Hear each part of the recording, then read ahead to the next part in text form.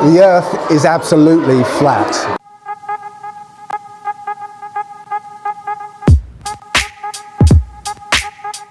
My name is Dave. I'm known as Allegedly Dave.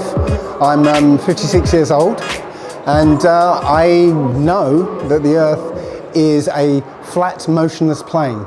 That is, the model is that there's a disk of water with continents strung out around the North Pole in the centre, and it's bordered on the circumference with what we call Antarctica.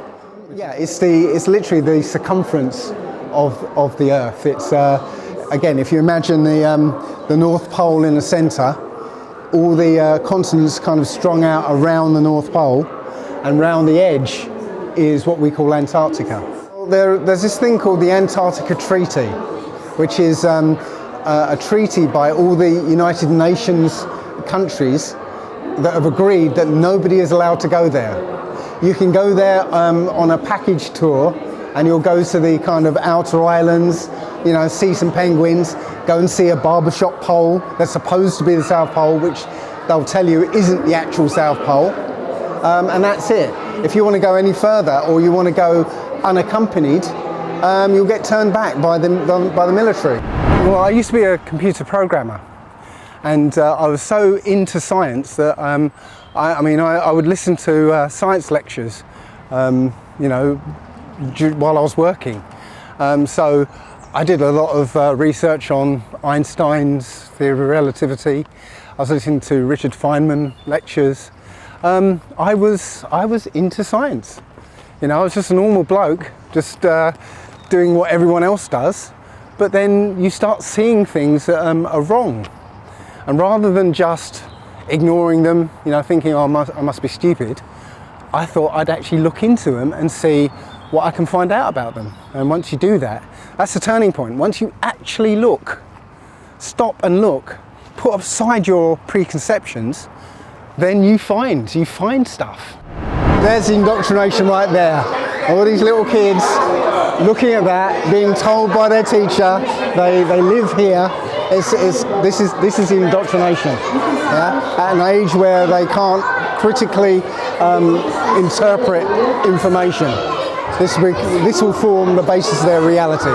This is how easy it is. It really is. Even when NASA puts their stuff out that looks like this, you know, they forget that the clouds are supposed to move.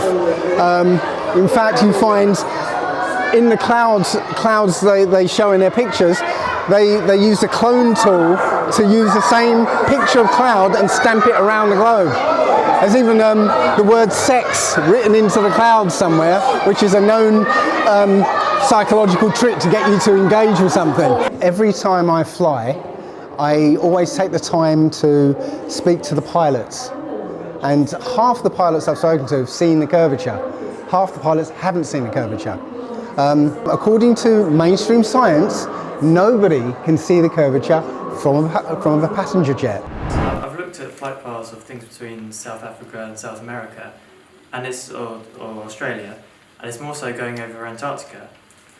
Which no on a flights globe, over Antarctica. Well, they do. There are transatlantic flights. Oh. Not many, but it depends on the range of the None. aircraft. And really, we've been trying to find. There's none. Nothing is allowed to fly over the South Pole. Okay, so that comes down to ETOPS ratings in terms of how far an aircraft can go from an airfield. Such as the longest one is 330 minutes. That's the A350 or something. Which pretty much puts a hole over the Antarctica because it's so far away from every other airfield. Mm-hmm. They can't go over that because if they have a problem, it's too far away for somewhere to land. Where it comes back down to the ratings. But they can go often very near it. Well, they say that, well, you know, it's too far to land in an emergency. The moon landing is absolutely fake. The supposed lunar lander. One good thing is that it's really accurate because there's no blast crater underneath the lander where there's a massive rocket engine, and there's no dust in the pads there. So, you know, very accurate indeed. But to think that this contraption made it to, 238,000 miles away and landed on the moon is just ridiculous. Can somebody tell me how a zip holds back the vacuum of space? I don't know. Can you have zips in a spacesuit? Because inside there's another rubberized suit that forms the secure lining. This is just protective. Yeah. Then you got another rubber one on the inside that's perfectly sealed. How does rubber actually protect against radiation? This outer suit does it. The inner Oh, suit, really? The inner This suit. fabric suit. Yeah, but this is a suit behind a suit behind a suit. There's multiple layers. Each one has a different job. This one is for cooling. Do you know how much shielding you need for radiation outside the Earth's atmosphere? Oh, I don't know what it is, but It's like lead. You need lead shielding. No. Pretty much everything you see around you is not what it appears to be. It's just a story you were given, and if you believe it, well, you can live your whole life believing that story. But there's other things going on. But if you don't know about them, then you'll end up reacting to things that happen in this world. Think for yourselves, rather than accept all this stuff that you've been taught. Think for yourselves.